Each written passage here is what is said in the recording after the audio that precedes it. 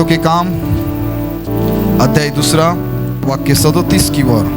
तब सुनने वालों के हृदय छिद गए और वे पतरस और शेष प्रेरितों से पूछने लगे, हे भाइयों, हम क्या करें? चलो पढ़ दीजिए आगे तक। तो मैं आपको याद दिलाना चाहता हूँ कि जैसे 2024 साल शुरू हुआ तो परमेश्वर ने यह साल हमारे लिए एक जागृति का साल, बेदारी का साल प्रभु ने हमारे लिए दिया है। एक रिवाइवल ईयर करके परमेश्वर ने यह साल हमारे लिए दिया है। तो आज मैं आपको समझाना चाहता हूं कि अगर हम चाहते हैं कि हमारे कलीसिया में बेदारी आए, जागृति आए, तो उसके लिए हमें क्या करना पड़ेगा या वो जागृति कैसे आएगी। तो हमें हमारी कलीसिया में, हमारे परिवार में, हमारे जीवन में हमें परमेश्वर के वचन को महत्व देना पड़ेगा। जब तक वचन नहीं आएगा, जब तक वचन को हम महत्व नहीं देंगे, जब तक हम वचन प्रचार नहीं करेंगे, जब तक वचन सुनाया नहीं जाएगा, बेदारी नहीं आएगी। जब तक हम वचन नहीं सुनेंगे, वचन नहीं ग्रहण करेंगे, वचन प्रचार नहीं करेंगे, बेदारी नहीं आएगी, जागृति नहीं आएगी चर्च। क्योंकि जागृति में वचन की भूमिका बहुत महत्वपूर्ण है। सुनो,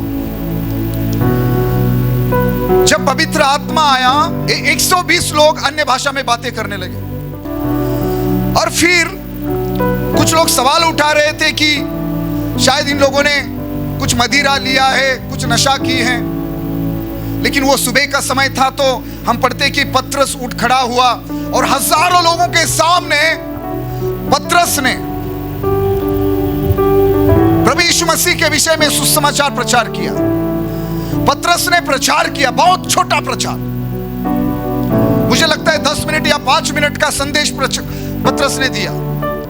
और जैसे पतरस ने वचन का प्रचार किया, यीशु मसीह के बारे में प्रचार किया, ध्यान दीजिए पवित्र आत्मा क्या हमें समझाना चाहता है। आसान वाक्य में, आसान शब्दों में, जब पतरस ने वचन प्रचार किया, लिखा है चर्च, वहां जो बड़ी भीड़ थी, उस भीड़ में से जो लोग सुन रहे थे, लिखा है पतरस का संदेश, लिखा है पतरस के द्वारा वो वचन सुनकर उनके हृदय छीत गए। और लिखा है वो पतरस और प्रेरितों के पास आए, और पतरस और जो बाकी प्रेरित थे, यानी कि यीशु मसीह के चेले थे, इन लोगों को ये सारे लोग पूछने लगे कि हे भाइयों, हम क्या करें? अगर कलीसिया में बेदारी चाहिए तो कलीसिया हमें वचन को महत्व देना पड़ेगा, हमें वचन सुनाना पड़ेगा, हमें वचन प्रचार करना पड़ेगा। और केवल वचन ही है जो सुनने के द्वारा लोगों के हृदय छीत जाएंगे और वो हमारी कलीसिया में आएंगे, वो आपके और मेरे पास आएंगे और वो पूछेंगे, भाइयों, पास्टर, ब्रदर, सिस्टर, आप हमारी अगुवाई कीजिए, आप हमें सिखाइए, हमें क्या करें, हमें बताइए हमें क्या करना चाहिए। आप हमें बताइए हम पापों से मन कैसे फिराए, हम नशा को कैसे छोड़े, हम व्यभिचार से बाहर कैसे निकले, हम उद्धार कैसे पाए, हम पापों की क्षमा कैसे पाए, हम नाश होने से कैसे बचे। चर्च और प्रेरितों ने इन लोगों की अगुवाई की, इनको मार्गदर्शन किया। और अगले वचन में लिखा है, उस भीड़ में से 3000 लोगों ने यीशु मसीह को अपना उद्धारकर्ता ग्रहण किया और कलीसिया की संख्या 3000 पार हो गई। ये बेदारी है, ये जागृति है, ये रिवाइवल है। रिवाइवल में वचन बहुत महत्वपूर्ण है। ये आपके लिए है, ये कलीसिया के लिए है, ये आपके परिवार के लिए है, वैयक्तिक तौर पर आपके लिए है। जब तक वचन नहीं सुनेंगे, जब तक आप वचन नहीं पढ़ेंगे, जब तक आप वचन प्रचार नहीं करेंगे, आप ना तो अपने जीवन में, ना परिवार में, ना कलीसिया में, ना दूसरों के जीवन में आप कोई बदलाव नहीं देख पाएंगे। आप सालों साल चर्च में आएंगे, लेकिन वचन आपके हृदय में जाना चाहिए, वचन सुनना चाहिए। ऐसा नहीं लिखा कि वो अन्य भाषा बोल रहे थे और वो सुनकर उनका हृदय छिद गया। ऐसा नहीं कि कोई भविष्यवाणी कर रहा था इसलिए उनका हृदय छिद गया। ऐसा नहीं कि कोई गीत गा रहा था, कोई बजा रहा था इसलिए उनका हृदय छिद गया। जब वचन प्रचार किया गया, बिना वचन के आप एक अच्छा मसीह नहीं बन सकते। आपके जीवन में वो जागृति विदाउट वचन, बिना वचन की नहीं आएगी। आपके हृदय को केवल परमेश्वर का वचन ही बदल सकता है। कलीसिया की संख्या एक ही दिन में 3000 पार हुई, एक ही दिन में। ये रिवाइवल है, ये जागृति है, बेदारी है। मैं आपको नया साल का मैसेज या आशीर्वाद का जो संदेश है वो याद दिला रहा हूं कि ये बेदारी का हमारे लिए साल है। तो बेदारी तब तक नहीं आएगी जब तक आप अपने जीवन में, हमारी कलीसिया में हम वचन को महत्व नहीं देंगे। तो मैंने कहा अगर हम बेदारी देखना चाहते तो हमारे जीवन में, हमारे परिवारों में, हमारी कलीसियाओं में, हमारे एरिया में हमें वचन को ज्यादा महत्व देना पड़ेगा। चिन्ह चमत्कार कितने भी हुए तो भी वो लोग पीछे हट जाएंगे, तो भी वो लोग प्रभु से दूर जा सकते हैं। चमत्कार से सभी लोगों का जीवन नहीं बदलता, चमत्कार से लोग पाप से मन नहीं फिराते। वचन, यहां लिखा है जितने लोगों ने वचन सुना, वचन से उनका हृदय जीत गया, सुनने वालों का हृदय जीत गए। बाइबल में लिखा है इब्रानियों 4:12, परमेश्वर का वचन जीवित है, प्रबल है और दोधारी तलवार से भी वो चोखा है। परमेश्वर का वचन, यिर्मयाह 23:29 में लिखा है कि परमेश्वर का वचन आग सा है, वो हथौड़े के समान है, वो चट्टान को तोड़ने वाला है। लोगों का जीवन बदला हुआ क्यों नजर नहीं आ रहा है? लोगों के जीवन में कोई बदलाव क्यों नहीं है? क्योंकि लोगों के जीवन में वचन को महत्व नहीं है, लोग वचन नहीं पढ़ रहे हैं। मैं आपको उत्साहित करूंगा, आज भी आप निर्णय ले सकते हैं कि ये 2024 साल समाप्त होने के पहले मैं कम से कम एक बार तो पूरी बाइबल पढ़ूंगा, और ये हो सकता है। आमीन। मैं कहना चाहता हूं कि जब हम वचन सुनेंगे, वचन पढ़ेंगे, वचन को महत्व देंगे, वचन प्रचार करेंगे, जब वचन हमारे जीवन में काम करेगा,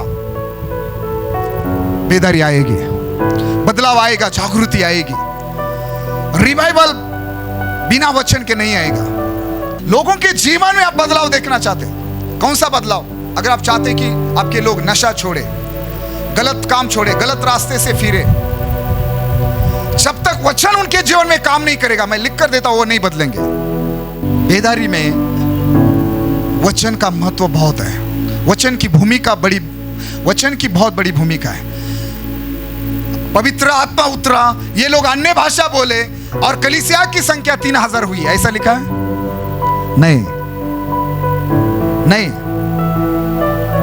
अन्य भाषा बोलना जरूरी है, आराधना जरूरी है, भविष्यवाणी, सारी चीजें हम मानते हैं, लेकिन सबसे बड़ी बात, परमेश्वर वचन के साथ खड़ा रहता है, स्वर्ग वचन के साथ खड़ा रहता है। खुद परमेश्वर ने अपने वचन की महिमा अपने नाम से अधिक बढ़ाई है। ये आपको भी करना है। बाइबल पढ़ने को महत्व दीजिए, वचन सुनने को और सुनाने का महत्व दीजिए। परमेश्वर ने योना को कहा, जा निनवे में और जो वचन मैं तुझे कहूंगा वही प्रचार करना। वचन प्रचार करना कहा है। वैसे तो 3 दिन प्रचार करना चाहिए था योना ने, क्योंकि बहुत बड़ा नगर था, बहुत बड़ा वो देश था निनवे, लेकिन सिर्फ 1 दिन योना ने प्रचार किया। लेकिन 1 दिन के प्रचार ने क्या हुआ? उस वचन को सुनकर पूरे निनवे के लोगों ने मन फिराया, पूरे लोग घुटनों पर आए, पूरे लोग उपवास और प्रार्थना करने लगे। निनवे शहर के लोगों ने अपने पापों से मन फिराया। ये रिवाइवल है, ये जागृति है, समझ रहे हैं? कैसे हुआ? और किसी चीज के द्वारा? वचन। जब तक वचन नहीं प्रचार किया जाएगा, बेदारी नहीं आएगी। वचन को अपने जीवन में, अपने परिवार में, अपनी कलीसिया में हमें महत्व देना है, अगर हम रिवाइवल चाहते हैं तो। जब आप प्रचार करेंगे, वचन सुनाएंगे, लोग आपको पूछेंगे, बहन मैं क्या करूं, भाई मैं क्या करूं? आपको उनको कहना, हमारे साथ चर्च में आ जाओ, हमारे पास्टर आपके लिए प्रार्थना करेंगे। बीमार लोग, बीमार है, बंधन में, दुख में, परेशानी में, लोगों ने हमारे पास आकर पूछना चाहिए, भाइयों हम क्या करें? तभी जागृति आएगी, तभी वो एक कलीसिया बहुत बढ़ेगी। मेरे प्रियो, छोटा सा प्रचार पतरस ने किया और सुनने वाले के हृदय जीत गए और 3000 लोगों ने यीशु मसीह को ग्रहण किया। पवित्र आत्मा वचन के बाहर काम नहीं करता। पवित्र आत्मा आग के जीभ के समान सबके ऊपर उतरा, 120 लोगों के ऊपर। सब अन्य भाषा में बात कर रहे थे, लेकिन किसी ने मन नहीं फिराया। चर्च, एक छोटा सा संदेश पतरस ने दिया, एक छोटा सा संदेश योना ने दिया। हजारों लोग घुटनों पर आए, हजारों लोगों ने मन फिराया। यही होने जा रहा है। यीशु मसीह नाम से भविष्य नहीं करता मैं। लोग वचन सुनकर मन फिराएंगे, लोग वचन सुनकर घुटनों पर आएंगे, यीशु को ग्रहण करेंगे। हमें वचन को प्रचार करना है। अपना बाइबल उठाइए, अपने साथ रखिए, पढ़िए। उस दिन पतरस ने प्रचार किया और 3000 लोगों ने मन फिराया। परमेश्वर का वचन लोगों के जीवन में काम करने के लिए बहुत ही सामर्थ्य हथियार है। वचन से ही लोगों का जीवन बदलेगा। वचन सुनने से ही लोग मन फिराएंगे, पाप छोड़ेंगे, नशा छोड़ेंगे, व्यभिचार छोड़ेंगे। चर्च, दूसरा इतिहास 34 अध्याय पहला वाक्य। जब योशिया राज्य करने लगा तब वह 8 वर्ष का था और यरूशलेम में 31 वर्ष तक राज्य करता रहा। ये योशिया जो यहूदा का राजा है, जब ये 8 वर्ष का था तो ये राजा बना। अगले 3 वचन में लिखा है कि ये लड़का जब 8 वर्ष का था ये राजा हुआ, और जब ये 8 वर्ष का था तो ये परमेश्वर की खोज करने लगा। और वचन 8 में लिखा है जब वो 18 वर्ष का हुआ तो उसने पूरे देश और भवन दोनों को शुद्ध किया। सुन रहे आप लोग? राजा योशिया 8 साल की उम्र में राजा बना। 8 साल की उम्र में वो परमेश्वर का खोजी बना। जब वो 18 साल का हुआ उसने देश को और उसने पूरे भवन को, परमेश्वर के भवन को शुद्ध किया। और जब उसने परमेश्वर के भवन को शुद्ध करने का आदेश दिया अपने लोगों को, तो वचन 15 में लिखा है कि उन लोगों को परमेश्वर के भवन में व्यवस्था की पुस्तिका मिली। और लिखा है कि वचन 18 में कि जब राजा को ये व्यवस्था की किताब में, पुस्तक में जो भी वचन थे, जब इस राजा को सुनाए गए, जब इसने परमेश्वर के वचन को सुना, तो वचन 19 में लिखा है कि व्यवस्था की वे बातें सुनकर राजा ने अपने वस्त्र फाड़े। क्यों? क्योंकि जब उसने वचन सुना वो जान गया कि हम जिस प्रकार का जीवन जी रहे वो पूरा वचन के विरोध में है।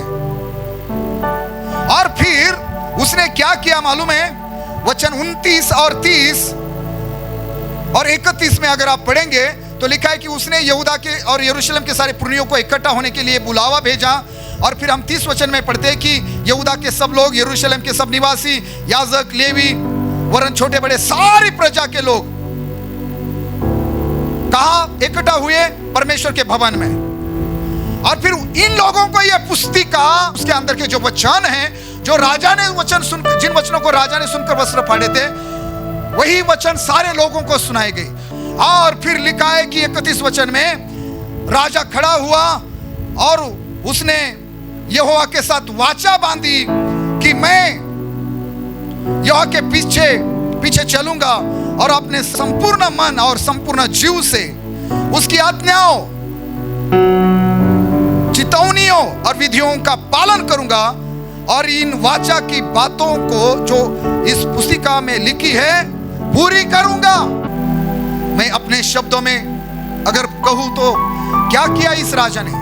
पूरे देश के लोगों को इकट्ठा किया और परमेश्वर के वचन को सबको सुनाया गया और सभी लोगों ने वचन के अनुसार जीवन जीने की वाचा बांधी। चर्च, और फिर हम पढ़ते हैं कि वो सारी उपासना की तैयारी में लग गए।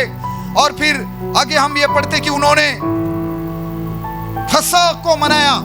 35 अध्याय के 18 वचन में हम पढ़ते, सुनो, यह लिखा है कि योशिया ने अपने सारे लोगों के साथ फसह का त्योहार मनाया।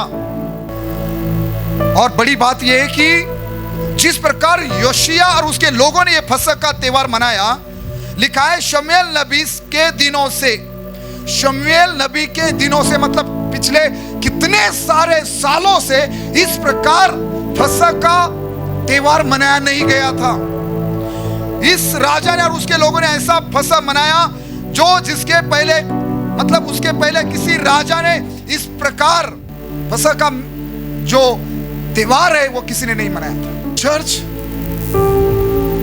पूरे देश में जागृति आई है, लेकिन शुरुआत कैसे हुई? अभी देख रहा है योशिया के दिनों में, वो यहूदा का राजा है, पूरा देश इकट्ठा हुआ है, वो परमेश्वर की आराधना कर रहे, होम बलि चढ़ा रहे, फसह का त्योहार मना रहे, पूरे देश के लोग इकट्ठा होकर वाचा बांध रहे कि हे परमेश्वर, हमारे पुरखाओं ने तेरी विधियों को, आज्ञाओं को नहीं माना, लेकिन हम तेरे साथ वाचा बांधते हैं कि हम तेरे वचन के अनुसार जिएंगे, तेरे विधियों को, तेरे नियमों को पूरा करेंगे।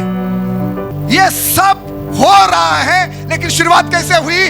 जब उन्होंने व्यवस्था के वचन सुने, जब उन्होंने परमेश्वर का वचन सुना। सुनना चर्च में भविष्यवाणी करने जा रहा हूं इस कलीसिया में। जब कलीसिया में वचन को महत्व दिया जाएगा, जब कलीसिया में वचन प्रचार किया जाएगा, जब लोग वचन पढ़ेंगे, सुनेंगे, वचन की स्टडी करेंगे, वचन प्रचार करेंगे, परमेश्वर का वचन हमारी कलीसिया में और हमारे लोगों के जीवन में, परिवारों में, हमारे इलाके में ऐसा काम करेगा कि आने वाले दिनों में ऐसा होगा, पूरा पश्चिम दक्षिण उत्तर की ओर लोग आएंगे, परमेश्वर की आराधना होगी।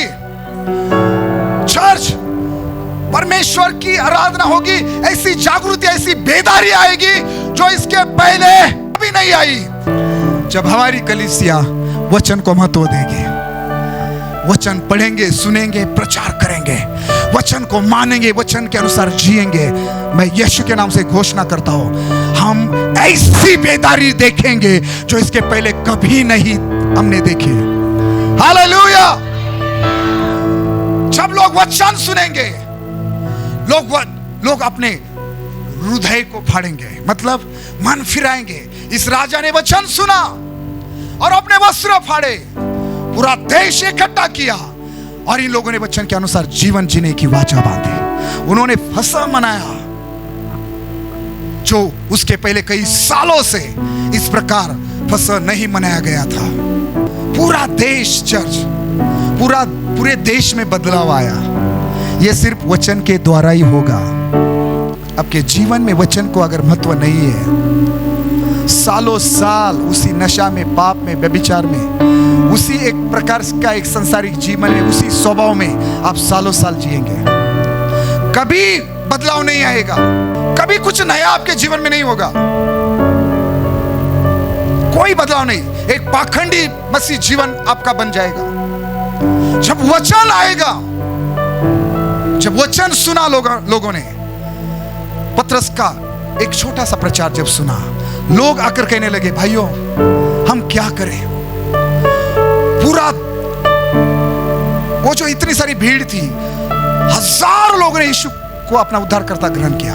पूरे निनवे ने मन फिराया, पूरा निनवे शहर बचाया गया। चर्च, यीशु के दिनों में हमने पढ़ा पूरा देश इकट्ठा हो गया परमेश्वर की आराधना करने के लिए। लेकिन यह कब हुआ? खोई हुई व्यवस्था की किताब मिली। एक बात बोलूं, कहीं ना कहीं वचन आज कलीसिया में खोया हुआ है। लोगों के जीवन में लोगों ने वचन को खोया है। जब वचन पाओगे ना आप, योशिया के समान आप वस्त्र नहीं, हृदय फाड़ोगे, घुटनों पर जाओगे, मन फिराओगे और परमेश्वर के साथ वाचा बांधोगे। परमेश्वर, आज तक मैंने जिस प्रकार का जीवन जीना चाहिए था मैं नहीं जिया, लेकिन परमेश्वर मैं तेरे साथ वाचा बांधता हूं, आज से बचा हुआ सारा जीवन मैं तेरे वचन के अनुसार तेरे लिए जीऊंगा। आमीन। ये आपके साथ होगा, ये हमारी कलीसिया में होगा जब हम वचन ग्रहण करेंगे। जब वचन ग्रहण करेंगे तब आप परमेश्वर के विधियों और नियमों पर चलना आप शुरू करेंगे। जब वचन ग्रहण करोगे, आप सेवा करना शुरू करोगे, दसवां भाग देना शुरू करोगे, पवित्र जीवन जीना शुरू करोगे, नम्र जीवन जीना शुरू करोगे। वचन का प्रचार करो, वचन पढ़ना शुरू करो, वचन को महत्व दो, तो भी आप एक सिद्ध मसीह बन पाओगे। लूका 3 अध्याय में बपतिस्मा देने वाले यूहन्ना को भविष्यवक्ता कहते थे। उसने कभी भविष्यवाणी की? उसने क्या प्रचार किया? वचन प्रचार किया। जब यूहन्ना ने वचन प्रचार किया, भीड़ आकर पूछने लगी, भाई हम क्या करें? जब यूहन्ना ने प्रचार किया, लोग आकर कहने लगे हमें बपतिस्मा दो। भीड़ आकर पूछने लगी हमें क्या करना चाहिए, हम क्या करें? यहूदी लोग, चुंगी लेने वाले लोग आकर पूछ रहे हैं हम क्या करें? सिपाही, नौकरी करने वाले लोग आकर यूहन्ना से पूछ रहे भाई हम क्या करें? जो पाखंडी थे, शास्त्री फरीसी, ऐसे लोग जो अपने आप को इब्राहिम की संतान कहते, जिनको यूहन्ना ने कहा हे सांप के बच्चों, ऐसे लोग आकर पूछ रहे यूहन्ना को। उसने उन्हें उत्तर दिया, जिसके पास 2 कुर्ते हो वो उसके साथ, जिसके पास नहीं है बांट ले, और जिसके पास भोजन हो वो भी ऐसा ही करे। मैसूर लेने वाले भी बपतिस्मा लेने आए, और उसने उससे पूछा, यूहन्ना से पूछा, हे गुरु हम क्या करें? उसने उसे कहा जो तुम्हारे लिए ठहराया गया है उससे अधिक न लेना। सिपाहियों ने भी उससे यह पूछा हम क्या करें? उसने उनसे कहा किसी पर उपद्रव न करना और न झूठा दोष लगाना, और अपने वेतन पर संतोष करना। सिपाही आ रहे, चुंगी लेने वाले आ रहे, भीड़ आ रही है, महसूल लेने वाले, और जब वो आकर पूछ रहे गुरु हम क्या करें, हम क्या करें, हम क्या करें? यूहन्ना बता रहे आपको ये करना है, आपको ये करना है। लोग वचन सुनेंगे और लोग कहेंगे कि हमारी अगुवाई कीजिए। मैं क्या सिखा रहा हूं आपको? जागृति में वचन की भूमिका, बेदारी में, रिवाइवल में वचन कितना महत्वपूर्ण है। वचन के बिना बेदारी नहीं आ सकती। कुरनेलियुस के घर में पतरस गया, एक छोटा सा प्रचार किया। कुरनेलियुस और उसका पूरा परिवार, उसके सारे रिश्तेदार वचन सुनते समय ही पवित्र आत्मा से भर गए। तो के काम 10 अध्याय में कुरनेलियुस के सारे घर के लोगों ने, उसके दोस्तों ने, रिश्तेदारों ने, सभी ने यीशु मसीह को अपना उद्धारकर्ता करके ग्रहण किया और पानी का बपतिस्मा लिया। हालेलुया। चर्च, नहम्याह की किताब 8 अध्याय और 9 वाक्य में लिखा है, जब नहम्याह ने वचन प्रचार किया, लिखा है वचन सुनकर लोग रोने लगे। और फिर जब इज़रा के द्वारा वचन प्रचार किया गया, लोग रोने लगे। और मालूम है क्या हुआ? लोगों ने, पवित्र लोगों ने, प्रभु के लोगों ने अन्य जातियों के स्त्रियों के साथ, लड़कियों के साथ विवाह किया था। उनको बच्चे भी हो गए थे। इज़रा की किताब में पढ़ना, मालूम है लोगों ने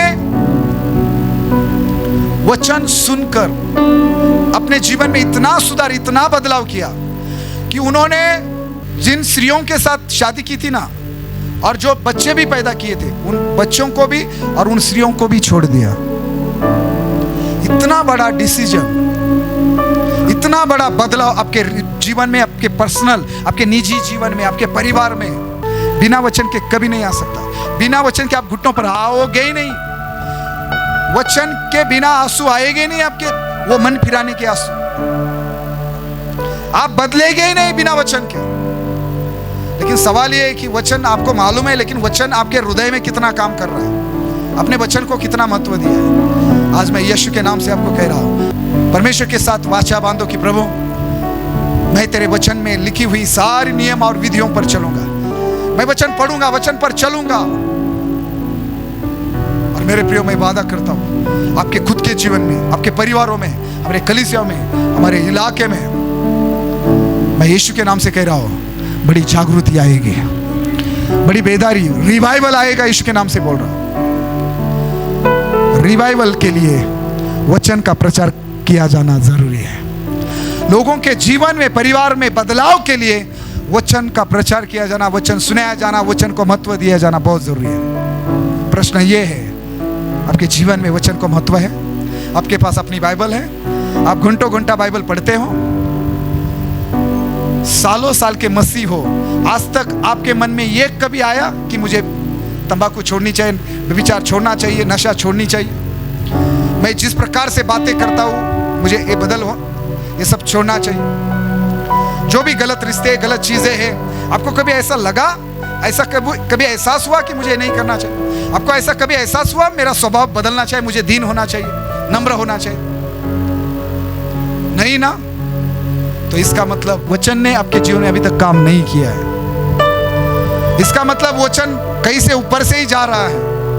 आज ही आपका वही स्वभाव है, वही पुराना जीवन है। इसका मतलब आपके जीवन में वचन का बोया जाना जरूरी है। आपके जीवन में आपको वचन ग्रहण करने की जरूरत है, क्योंकि ऐसा हो ही नहीं सकता। वचन सुनकर देश बदला है। आप क्या है? वचन सुनकर हजारों लोगों ने मन फिराया है। ये जो भविष्यवाणियां सुनकर, चमत्कार पाकर जो कलीसिया से जुड़े हुए हैं ना, आपकी कोई गारंटी नहीं है आप अगले संडे आएंगे, आप अंत तक प्रभु में बने रहेंगे, कोई गारंटी नहीं। जिनके समाज में परमेश्वर का वचन आया, जो लोग वचन पढ़ रहे हैं, जो लोग वचन सुन रहे, वचन को महत्व देते हैं, मैं वादा करता हूं जब तक जीवित है वो प्रभु में बने रहेंगे। वो कुछ भी हो जाए, कितनी भी विपत्ति आए, कितना भी सताव आए, वो प्रभु से दूर नहीं जाएंगे। जब वचन प्रचार किया गया, राजा अपने सिंहासन पर से उठकर घुटनों में आया। राजाओं ने अपने वस्त्र फाड़े, राजाओं ने अपने पापों से मन फिराया। देश बदले, देश, शहर बदले, और आप हो, आपके जीवन में बदल नहीं हो रहा है, आपके परिवार में बदल नहीं हो रहा है, आपके स्वभाव में बदल नहीं हो रहा है। आज से बाइबल पढ़ना शुरू करो, आज से वचन को महत्व देना शुरू करो, वचन को मानना शुरू करो। और मैं यीशु के नाम से बोल रहा हूं, आपके जीवन में, परिवारों में, हमारे कलीसिया में, हमारे शहर में, हमारे राज्य में, देश में बदलाव आएगा। वचन प्रचार करो, वचन डिक्लेयर करो अपने जीवन पर, परिवार पर। वचन को पकड़कर चलो, वचन पर खड़े रहो, वचन को ग्रहण करो। संदेश यही था अपने जीवन में। अगर हमें रिवाइवल चाहिए हमारी कलीसिया में, तो हमें वचन को महत्व देना पड़ेगा, वचन प्रचार करना पड़ेगा, वचन पर चलना पड़ेगा। वचन को पूरा करने के लिए, वचन को मानने के लिए हमें वाचा बांधनी पड़ेगी परमेश्वर के साथ। हर एक को वचन को महत्व देना पड़ेगा आपके जीवन में। बाइबल उठाओ, बाइबल पढ़ना शुरू करो, घंटों घंटा बाइबल पढ़ो, वचन अपने जीवन पर डिक्लेयर करो, वचन को महत्व दो। अगर हम हमारी चर्च में, हमारे शहर में, हमारे राज्य में, देश में अगर हम बदलाव देखना चाहते, परिस्थिति कुछ भी हो, बड़ी भीड़ आपके और मेरे पास आने जा रही है और वो हमें पूछेंगे हम क्या करें। वो चुंगी लेने वाले, महसूल लेने वाले, वो सिपाही, वो भीड़, अलग अलग जाति के लोग आपका इंतजार कर रहे हैं। बहुत जल्दी आपसे वो मिलेंगे और आपको पूछेंगे, प्लीज हमें बताइए हम क्या करें। मेरे परिवार में समस्या है, मेरे जीवन में प्रॉब्लम है, मेरे रिश्तों के, पति पत्नी के रिश्ते के बीच में प्रॉब्लम है, मेरी पढ़ाई में प्रॉब्लम है, मेरी शादी के विषय में प्रॉब्लम है। लोग आएंगे आपके पास, पूछेंगे हम क्या करें। उनको अपने साथ लेकर आओ चर्च में, और हम मिलकर उनको समझाएंगे, सिखाएंगे उनको क्या करना है। और परमेश्वर जिस बेदारी को भेजना चाहता है, परमेश्वर की योजना पूरी होगी, परमेश्वर की महिमा होगी। आमीन, हालेलुया। कितने लोगों ने वचन सुना? हाथों को उठाकर कहे आमीन।